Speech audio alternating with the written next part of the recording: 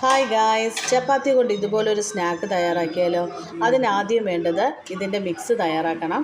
അതിനുവേണ്ടി പാൻ അടുപ്പത്തേക്ക് വെച്ചു, ഓയിൽ ഒഴിച്ചു കൊടുത്തിട്ടുണ്ട്. ഓയിൽ ചൂടാകുമ്പോഴത്തേക്കും ഞാൻ ഒരു സവാളയാണ് എടുത്തിട്ടുള്ളത്. സവാളയും കരിവേപ്പിലയും ഇഞ്ചി വെളുത്തുള്ളി പേസ്റ്റാണ് കേട്ടോ ഞാൻ എടുത്തത്. അതും ചേർത്ത് കൊടുത്ത് നന്നായിട്ടൊന്ന് വഴറ്റിയെടുക്കുന്നുണ്ട്. പച്ചമുളകൊന്നും ഞാൻ ചേർത്തിട്ടില്ല. ഇച്ചാൻ എപ്പോൾ ഇവിടെ പരാതിയാണ് എരി കൂടുതൽ, എൻ്റെ ഫുഡെല്ലാം ഭയങ്കര എരിയാണെന്ന്. അതുകൊണ്ട് ഞാൻ ഇന്ന് പച്ചമുളക് എടുത്തില്ല. ഒരല്പം സോൾട്ട് ചേർത്ത് കൊടുത്ത് നന്നായിട്ടൊന്ന് വഴറ്റിയെടുക്കുന്നുണ്ട്. ഇനി ഇതിലേക്ക് ഞാൻ മസാല ചേർത്ത് കൊടുക്കുന്നത് ഒരു നുള്ളു മഞ്ഞൾപ്പൊടിയും ഗരം മസാലയാണ്. ഇതിൻ്റെ പച്ചമണം മാറുന്നത് വരെ ഒന്ന് വഴറ്റിയെടുക്കണം. ഇനി ഞാൻ എടുത്തിട്ടുള്ളത് ഒരു ടൊമാറ്റോയാണ്.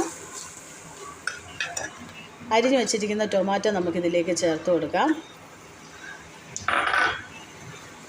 പിന്നെ ഞാൻ ആദ്യമേ പൊട്ടറ്റോ വേവിച്ച് മാറ്റി വെച്ചിട്ടുണ്ടായിരുന്നു. ഒരു 3 ചെറിയ പൊട്ടറ്റോ എടുത്തിട്ടുണ്ട്. അത് ഇതിലേക്ക് നമുക്കിനി ചേർത്ത് കൊടുക്കാം.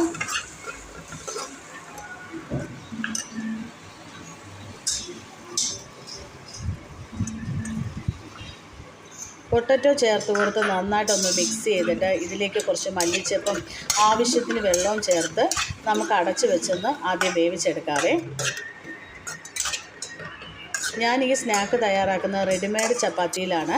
നമുക്ക് വീട്ടിൽ തന്നെ മാനുവലായിട്ട് ഗോതമ്പ് മാവ് നമ്മുടെ ചപ്പാത്തിക്ക് മാവ് കുഴയ്ക്കുന്ന പോലെ കുഴച്ച് അതിൽ തയ്യാറാക്കുന്നത് വളരെ നല്ല ടേസ്റ്റ്. എൻ്റെ കയ്യിൽ റെഡിമെയ്ഡ് ചപ്പാത്തി ഉള്ളതുകൊണ്ട് ഞാൻ റെഡിമെയ്ഡ് ചപ്പാത്തിയിലാണ് തയ്യാറാക്കുന്നത്. ബ്രേക്ക്ഫാസ്റ്റ് എന്നും ഉണ്ടാക്കുന്നതെന്നും വ്യത്യസ്തമായിട്ടൊന്നും ഉണ്ടാക്കണമെന്ന് തോന്നി, അങ്ങനെ എൻ്റെ മനസ്സിലൊരാശയം തോന്നി ഞാനങ്ങ് ഉണ്ടാക്കിയതാണ്. ഏകദേശം എല്ലാവർക്കും അറിയാവുന്ന ഒരു റെസിപ്പിയാണല്ലേ. സ്നാക്ക് നമുക്ക് പല രീതിയിൽ ഉണ്ടാക്കാമല്ലോ.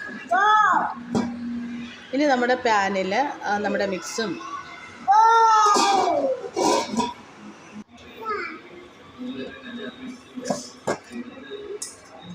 മിക്സ് നമുക്ക് ഇതുപോലെ ഒന്ന് നമ്മുടെ ചപ്പാത്തിയിൽ ഇങ്ങനെ എടുത്ത് ഇതിങ്ങനെ ഒന്ന് മടക്കണം. ഇനി നമ്മുടെ പാന് ചൂടാകുമ്പോഴത്തേക്കും ഒരല്പം ഓയിൽ ഒഴിച്ച് ഒന്ന് ചുട്ടെടുക്കണം. ഞാൻ ദോശത്തവയിലാണ് കേട്ടോ ചുട്ടെടുക്കുന്നത്.